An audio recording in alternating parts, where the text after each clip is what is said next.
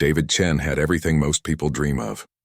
A corner office on the 40th floor, a six-figure salary that made his bank account look like a phone number, and the title of Chief Executive Officer printed on business cards that opened doors everywhere he went. His company, MedTech Solutions, was one of the biggest healthcare technology firms in the country, working with hundreds of hospitals and clinics across America. But lately, something was eating at him. Every morning, David would sit in boardroom meetings where numbers danced across PowerPoint slides. Profit margins, cost reductions, efficiency improvements. It all looked great on paper. The company was making more money than ever before. Shareholders were happy. The board was thrilled. Yet somehow the complaints kept pouring in. Patient satisfaction scores were dropping month after month. Hospital staff were sending angry emails about billing systems that didn't work properly. Families were calling the customer service line in tears, confused about medical bills they couldn't understand. The disconnect was driving David crazy. How could everything look so perfect from his office while everything seemed to be falling apart for the people actually using their services? One particularly frustrating Tuesday morning, after another meeting full of graphs that showed success while his inbox overflowed with complaints, David made a decision that would change everything. He was going to see what was really happening with his own eyes. The plan was simple, almost crazy, but David couldn't shake the feeling that it was necessary. He would go undercover, not as the CEO making surprise visits that everyone would prepare for weeks in advance, not as an executive doing carefully planned walkthroughs where everything would be polished and perfect. He would become someone completely invisible, a regular worker that nobody would pay attention to. David spent the next week preparing. He traded his $1,000 suits for simple work clothes from a discount store. Instead of his luxury car, he bought an old Honda with a dented bumper. He even practiced changing his voice, making it sound less polished, more like someone who worked with his hands instead of spreadsheets. Getting the job wasn't hard. St. Mary's General Hospital, one of their biggest partner facilities, was always looking for night shift maintenance workers. The pay was terrible, the hours were brutal, and most people didn't last long. Perfect for someone who wanted to blend in and observe without drawing attention. On his first night, David, now going by the name Mike Torres, walked through the employee entrance wearing a janitor's uniform with a name tag that felt foreign on his chest. The supervisor, a tired-looking woman named Betty, barely glanced at him as she handed over a mop bucket and a list of rooms to clean. "Night shift is different," Betty explained, walking quickly down a hallway that smelled like disinfectant and something David couldn't quite identify. "Less people around, but the work never stops. You'll be cleaning patient rooms, emptying trash, mopping floors. Nothing glamorous, but it's honest work." David nodded, trying to hide how surreal this felt. Just 12 hours earlier, he had been in a meeting discussing million-dollar contracts. Now he was learning how to properly wring out a mop. The first 2 nights were an education in themselves. David discovered muscles he forgot he had as he pushed heavy carts down endless corridors. He learned that hospital floors never stayed clean for long, and that the smell of industrial cleaning products could give you a headache that lasted for hours. But more importantly, he started to see things he had never noticed before. He saw nurses working double shifts because the hospital was understaffed. He watched security guards dealing with families who had nowhere else to sleep but waiting room chairs. He observed how differently staff treated people based on the clothes they wore or the insurance cards they carried. On his third night, everything changed. David was working in the pediatric wing, a section of the hospital he had never visited during his executive tours. The hallways were painted with cheerful murals of cartoon animals. But even the bright colors couldn't hide the underlying tension that seemed to hang in the air like fog.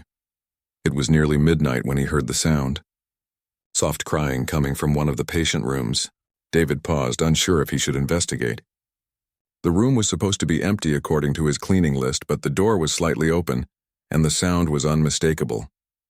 He knocked gently and pushed the door open a few inches.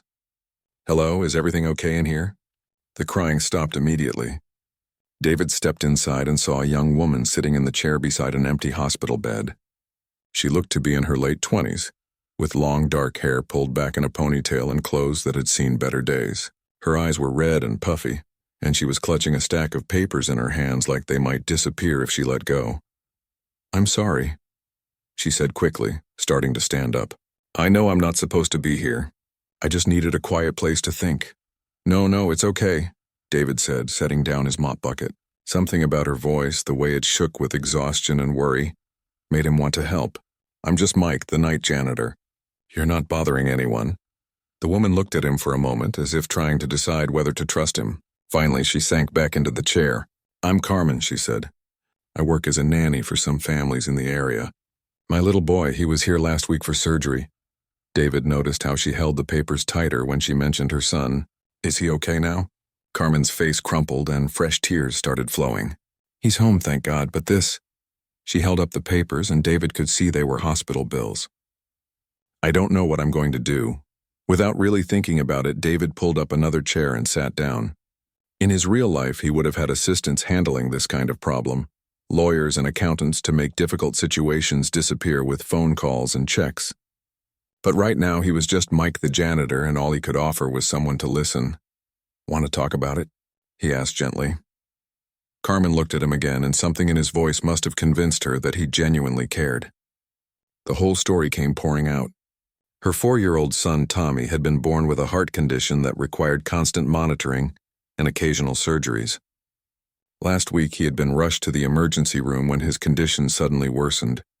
The surgery had saved Tommy's life, but the bill was astronomical. $47,000. Carmen's insurance, the basic plan she could barely afford on her nanny salary, had denied the claim due to what they called a pre-existing condition technicality. I work 3 jobs, Carmen whispered, her voice barely audible. I take care of kids during the day, clean offices at night, and work weekends at the grocery store. I'm doing everything I can, but it's never enough. How am I supposed to pay this? How do families like mine survive in a system like this? David felt something crack inside his chest. Here was a woman working herself to exhaustion to provide for her sick child, facing financial ruin because of medical bills from the very system his company was supposed to make more efficient and affordable. As Carmen continued talking, David realized he was getting a glimpse of something he had never seen from his corner office. This wasn't just about numbers on a spreadsheet or profit margins in a quarterly report. This was about real people, real families, real lives being destroyed by the very system he helped run, and this was only the beginning. The next few nights changed everything David thought he knew about the healthcare system. Carmen had opened a door to a world he never realized existed. Even though his company was supposed to be making it better, she started showing up around the same time each night, always in that same empty room in the pediatric wing. At first, David thought she was just using the quiet space to decompress after long days of work. But as the nights went on, he realized she was coming there for a different reason entirely. This was where her son Tommy had stayed during his surgery, and somehow being in that room helped her feel closer to him when the worry became too much to bear. David found himself looking forward to these conversations. Not because he enjoyed seeing someone in pain, but because Carmen was teaching him things no business school had ever covered. She spoke about the healthcare system like someone who had been fighting it her whole life, not benefiting from it. You know what the worst part is? Carmen said one night, holding a cup of terrible hospital coffee that David had brought her from the vending machine. It's not just the money. It's how they make you feel like you don't deserve help just because you can't afford it.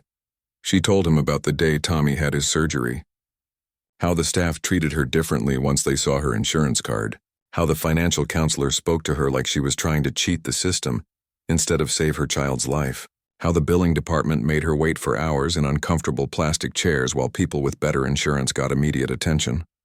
They have this way of looking at you, Carmen continued, staring at the empty hospital bed. Like you're the problem, like you chose to have a sick kid, just to make their lives difficult. I had one woman tell me that maybe I should have thought about healthcare costs before having children. David felt his hands clench into fists. In all his years running MedTech solutions, no one had ever told him stories like this. The board meetings focused on efficiency metrics and PR, profit margins, not on mothers being shamed for seeking medical care for their children. What about the patient advocates? David asked, remembering the department his company had helped hospitals set up. Aren't they supposed to help families in situations like yours? Carmen laughed, but there was no humor in it. Patient advocates? I waited 3 hours to see one. And when I finally got my 5 minutes, she handed me a stack of papers for charity programs I don't qualify for. Apparently, I make too much money working 3 jobs to get help, but not enough to actually pay these bills.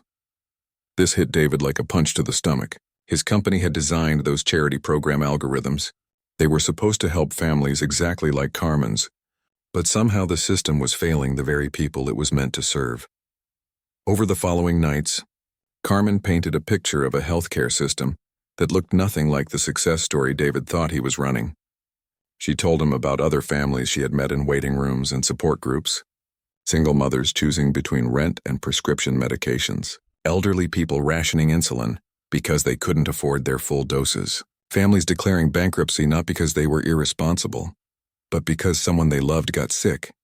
There's this whole underground network, Carmen explained one night. Parents sharing information about which hospitals are more likely to work with you, which billing departments you can actually negotiate with, which patient advocates might actually care. We help each other navigate a system that seems designed to keep us out. David learned that Carmen wasn't just a nanny struggling with one medical bill. She had become an unofficial advocate for other families facing similar crises. During her lunch breaks, she would call billing departments for neighbors who didn't speak English well. On weekends, she helped elderly people understand their Medicare statements. She had turned her own painful experience into a way to help others, even though she was barely keeping her head above water herself. "Why do you do it?" David asked one night. "You've got enough to worry about with Tommy and your own bills. Why take on everyone else's problems too?" Carmen was quiet for a long time, looking out the window at the city lights below. "Because someone has to," she finally said. "And because I know how scary and lonely it feels when the system is working against you instead of for you. If I can help even one family avoid some of that pain, it's worth it." The more David learned about Carmen's world, the more he realized how disconnected he had become from the real impact of his company's work. He started paying attention to conversations in the hospital break room, where he heard stories that made his executive reports seem like fairy tales. There was Robert, a security guard whose wife needed cancer treatment but kept delaying it because they were afraid of the costs. There was Linda, a nurse who was working extra shifts to pay for her father's dialysis because Medicare didn't cover everything he needed. There was James, a hospital technician who had been paying off his daughter's emergency room visit for 3 years, $25 at a time.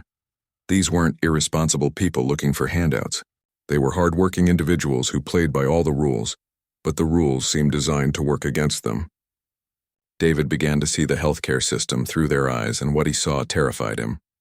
One night, Carmen brought something that shook David to his core. It was a letter from a law firm, threatening to garnish her wages if she didn't start making payments on Tommy's medical bill. The letter was cold and legal, full of language designed to intimidate rather than help. "They sent this to my house," Carmen said, her voice barely above a whisper. "Tommy saw it and asked me what legal action meant. How do you explain to a 4-year-old that getting sick might cost him his home?" David stared at the letter, recognizing the law firm's name. His company had recommended them to several partner hospitals as an efficient way to collect outstanding debts. Efficient, that's how they had described threatening families like Carmen's. "There's something else," Carmen continued, pulling out another piece of paper. This one looked different, official with a government seal. "I might have to take Tommy back to Mexico to live with my parents. The medical care isn't as good there, but at least my family can help me take care of him. Here I'm drowning." The words hit David like ice water. Carmen was considering leaving the country, leaving behind the advanced medical care that could save her son's life, because the financial burden was too crushing to bear. The system wasn't just failing her. It was actively driving her away from the help she needed.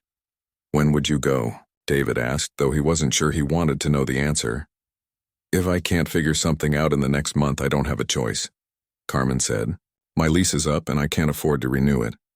I'm already 3 months behind on everything else. Tommy needs his next checkup in 6 weeks, and I can't even afford the copay for that, let alone what might come after." That night, as David finished his cleaning rounds, he couldn't stop thinking about what Carmen had told him. Here was a woman working herself to exhaustion, doing everything possible to provide for her child, and the system was still pushing her toward an impossible choice: stay and face financial ruin or leave and risk her son's health.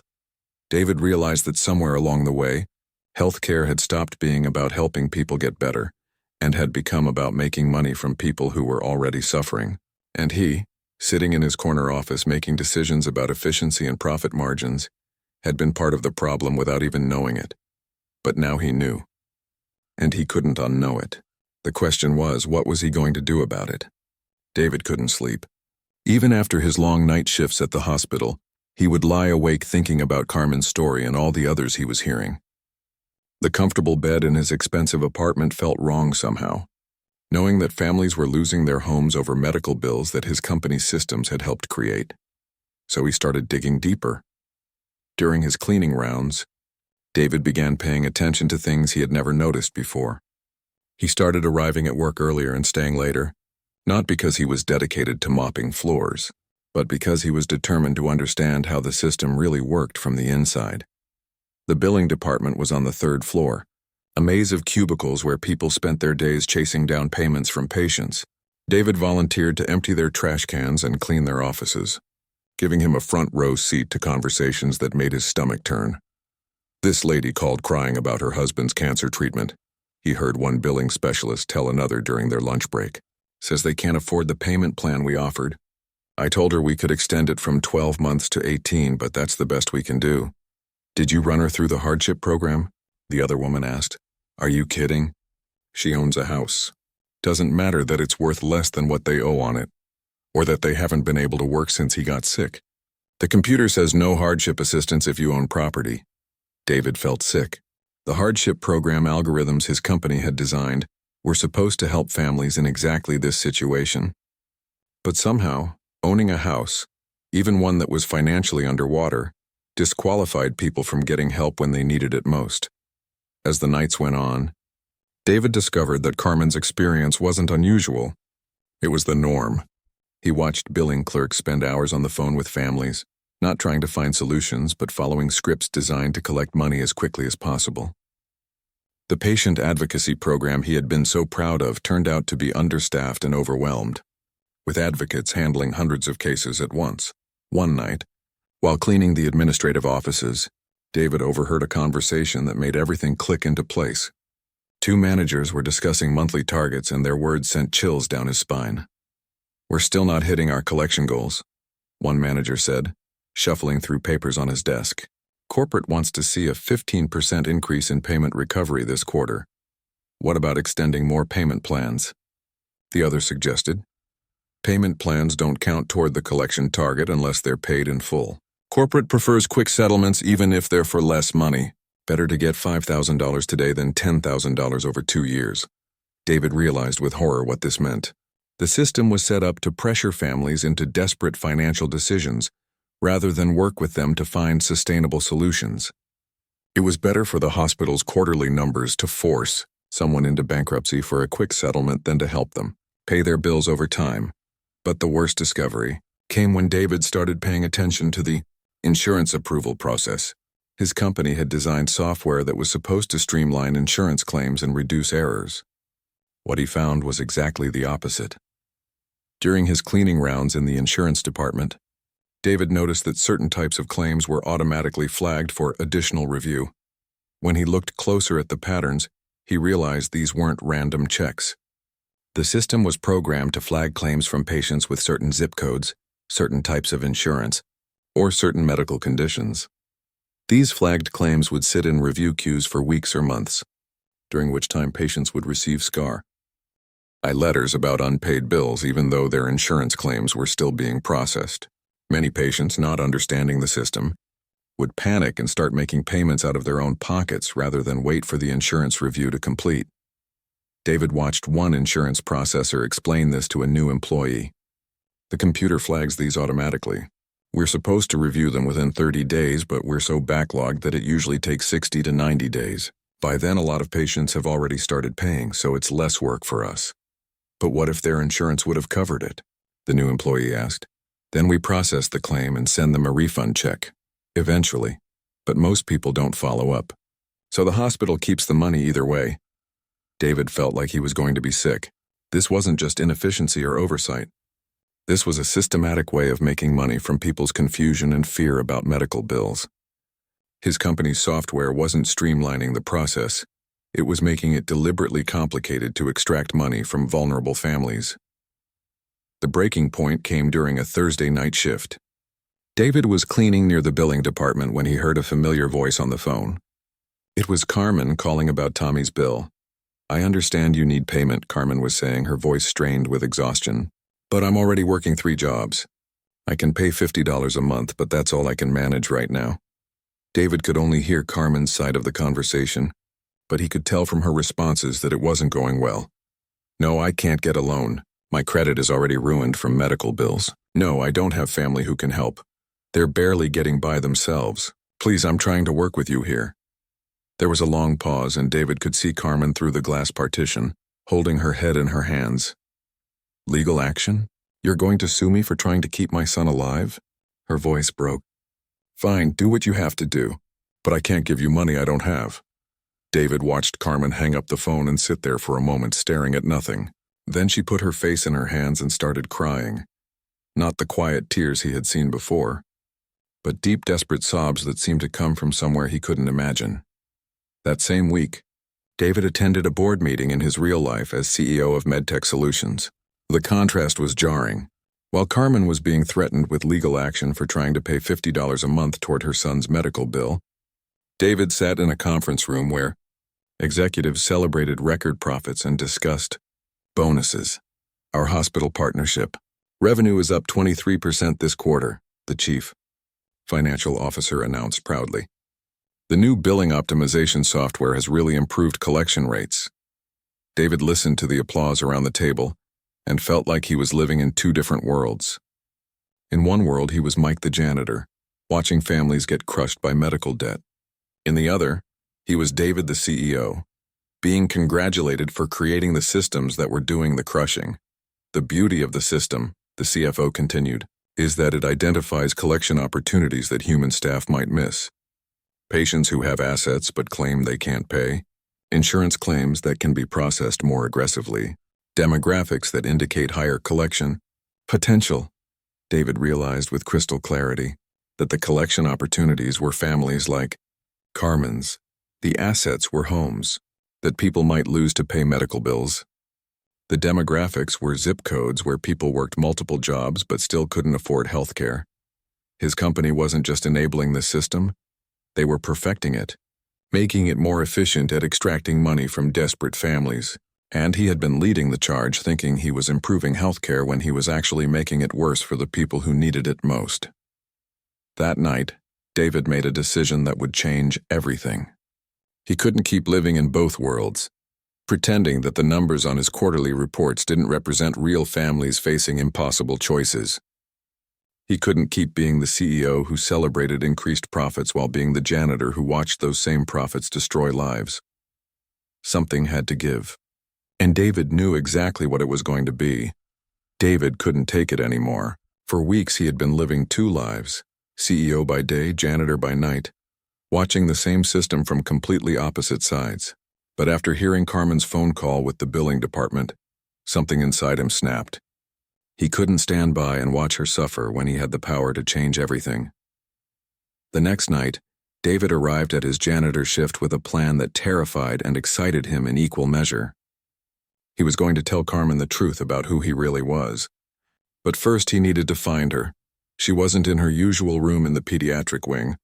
David checked the cafeteria, the waiting areas, even the parking lot. Finally, he found her sitting alone in the hospital chapel, a small quiet space tucked away on the 2nd floor that most people never visited. Carmen was staring at the stained glass windows, but David could tell she wasn't really seeing them. In her hands was a piece of paper that made David's heart sink, an eviction notice. "Carmen," David said softly, not wanting to startle her. She looked up with red, swollen eyes. "Oh, hi, Mike. I didn't expect to see anyone else here this late." David sat down in the pew beside her, his janitor's uniform feeling like a costume he was eager to shed. "Are you okay? You look terrible." Carmen attempted a weak smile. "Yeah, I feel terrible too." She held up the eviction notice. 3 months behind on rent? The landlord's done being patient with me. I have 2 weeks to come up with $1,800 or we're out." "Carmen, I'm so sorry," David said, and he meant it more than she could possibly know. You know what the worst part is? Carmen continued, her voice barely above a whisper. I called my mom in Mexico today. Told her we might be coming home. She was happy, you know? She misses Tommy so much. But I could hear it in her voice. She knows what it means. It means giving up on the medical care that's keeping my son healthy. David felt like someone was squeezing his chest. This was exactly what he had been afraid of. Carmen being forced to choose between her son's health and financial survival. I've been sitting here trying to figure out if I'm being selfish, Carmen went on. Maybe Tommy would be happier in Mexico with his grandmother and his cousins, even if the medical care isn't as good. Maybe I'm keeping him here for my own reasons, not his. David couldn't listen anymore. He couldn't sit there pretending to be powerless when he had the ability to change Carmen's entire situation with a single phone call. The weight of his secret was crushing him. Carmen, he said, his voice coming out rougher than he intended. There's something I need to tell you. Something important. She looked at him curiously. In all their late-night conversations, David had never sounded this serious. I haven't been completely honest with you about who I am, David continued, his heart pounding so hard he was sure she could hear it. My name is David Chen, and I'm the CEO of MedTech Solutions. Carmen stared at him for a long moment as if she hadn't heard him correctly. What did you just say? I'm not really a janitor. I have been for the past few weeks, but that's not my real job. I own the company that makes the billing software this hospital uses. The same software that's been making your life hell. Carmen's expression shifted from confusion to disbelief to something that looked like anger. She stood up abruptly, the eviction notice falling to the floor. You're lying, she said, backing away from him. That's not funny, Mike. That's a sick joke. David reached into his wallet and pulled out his real driver's license and his corporate credit card. I know how crazy this sounds, but I'm telling you the truth. Look. Carmen took the cards with shaking hands, studying them carefully. David watched her face as the reality of what he was telling her began to sink in. You're serious, she whispered. You're actually serious. Completely serious. Carmen's face went through a range of emotions. Shock, confusion, and then a fury that David had never seen from her before.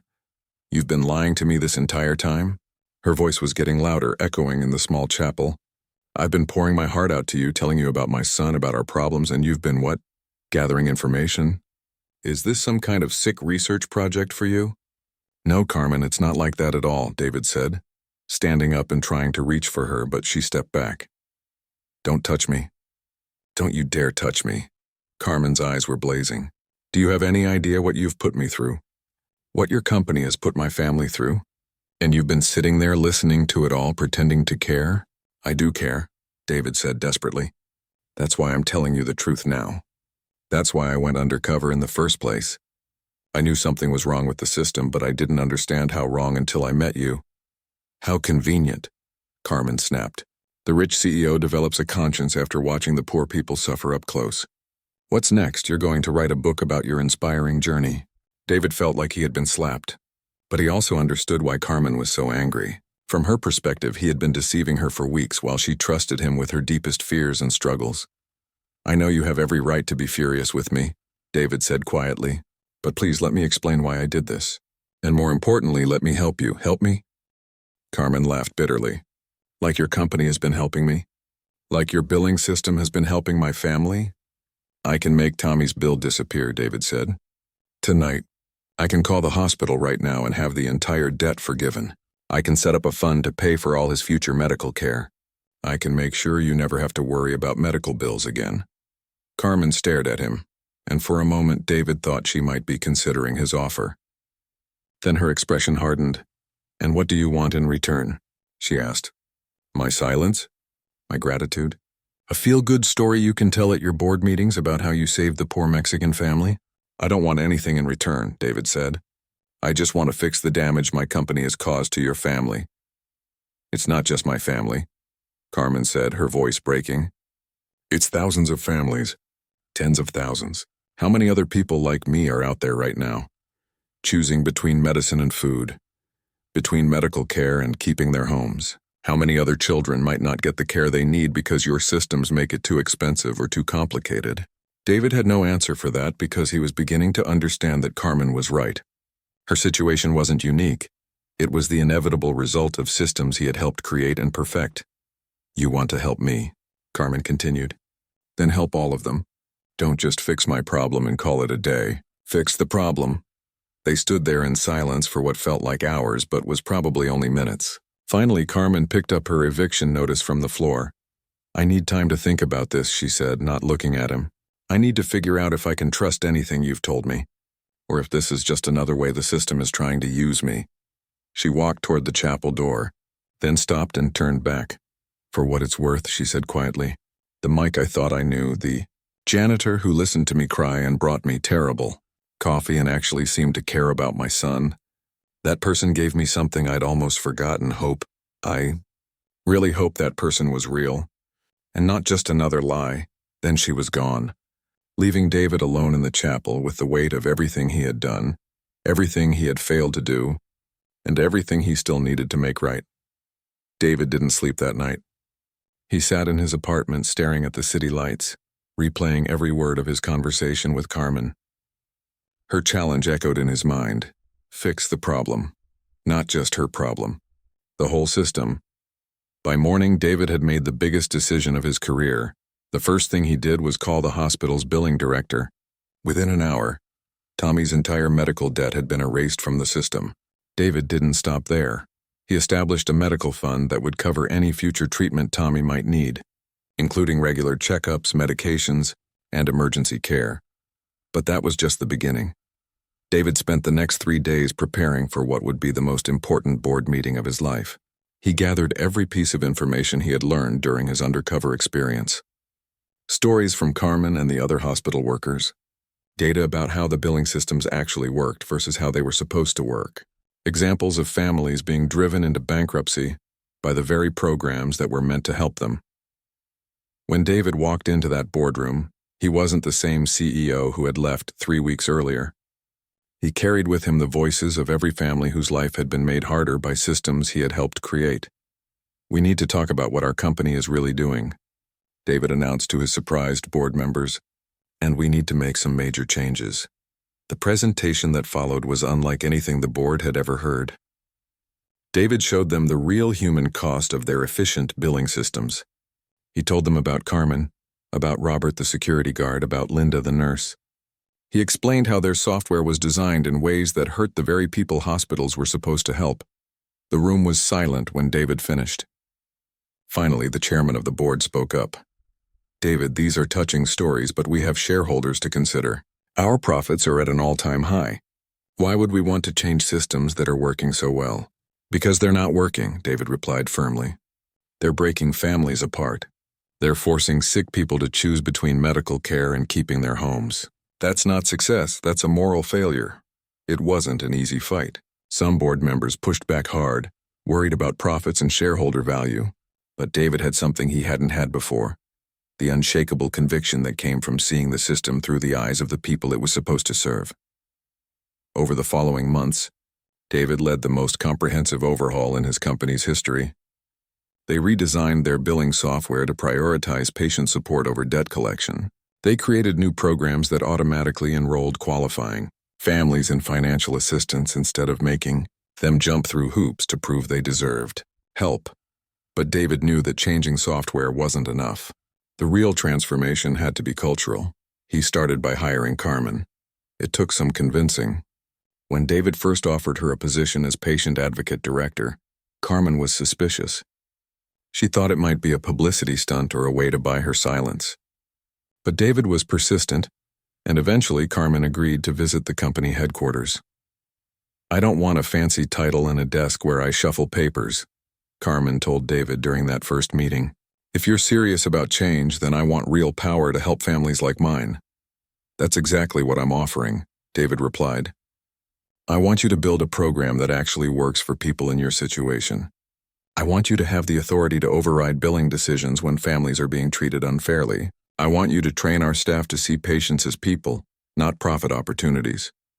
Carmen accepted the position, but she had conditions. She wanted to hire other people who had experienced the healthcare system as patients and families, not just as professionals. She wanted the authority to completely redesign how the company approached patient billing, and she wanted David to continue working one day each month in entry-level hospital positions to stay connected to the reality of how their systems affected real people. David agreed to everything. The changes weren't immediate, and they weren't always smooth. Profits dipped in the first quarter as the company prioritized patient support over aggressive debt collection. Some shareholders complained. A few board members resigned. But something remarkable started happening. Patient satisfaction scores began climbing dramatically. Hospital staff started sending thank you emails instead of complaints.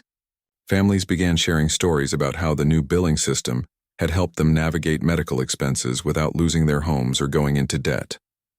1 year after David's undercover experience, he received a letter that made everything worthwhile. It was from a woman named Patricia, whose husband had been diagnosed with cancer. "I don't know who changed the billing system at our hospital," Patricia wrote, "but I want them to know they saved our family. When my husband got sick, I was terrified we would lose everything. Instead, the hospital connected us with financial assistance programs we didn't even know existed. They set up a payment plan we could actually afford. For the first time since the diagnosis, we can focus on my husband getting better, instead of worrying about money." David kept that letter in his desk drawer, along with dozens of others like it. Carmen thrived in her new role. She built a team of patient advocates who understood the healthcare system from the patient's perspective, because they had lived it themselves. She created training programs that taught hospital staff to see the person behind every medical bill. She developed new software features that automatically flagged potential financial hardships and connected families with resources before they reached crisis points. Most importantly, she made sure that families like hers would never again have to choose between medical care and financial survival. "You know what the difference is now?" Carmen told David during one of their monthly check-ins. "Before, the system assumed that families were trying to avoid paying what they owed. Now we assume that families want to pay what they can, and we work with them to figure out what that looks like."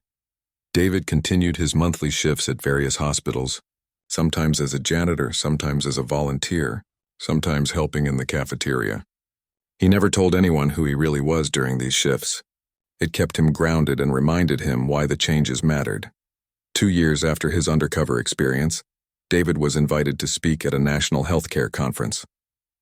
Standing at the podium, looking out at an audience of hospital administrators and healthcare executives, he thought about how different this moment was from the board meetings where he used to celebrate increased collection rates. "The question isn't whether we can make money in healthcare," David told the audience. "The question is whether we can make money while still remembering that every patient is someone's child, someone's parent, someone's whole world. The answer is yes, but only if we're willing to put humanity back at the center of what we do." In the audience, Carmen watched with pride. Her son Tommy, now 6 years old and healthy, sat beside her drawing pictures of the hospital where his mom worked. It was the same hospital where he had received life-saving surgery, but now it felt like a completely different place. After the speech, a young hospital admin Strader approached David with a question. "This all sounds great in theory," the administrator said. "But how do you convince shareholders and board members to prioritize patients over profits?" David smiled, thinking about that night in the hospital chapel when Carmen had challenged him to fix the entire problem, not just her personal situation. "You show them that taking care of patients is taking care of business," David replied. "When families trust the healthcare system, when they know they'll be treated fairly, when they're not afraid of financial ruin every time someone gets sick, that's when healthcare actually works. And when healthcare works, everyone benefits." The transformation wasn't just about software or policies. It was about remembering that behind every medical bill, every insurance claim, every payment plan, there was a family hoping for healing, not financial disaster. And sometimes all it takes is one person willing to step out of their comfortable office and see the world through someone else's eyes.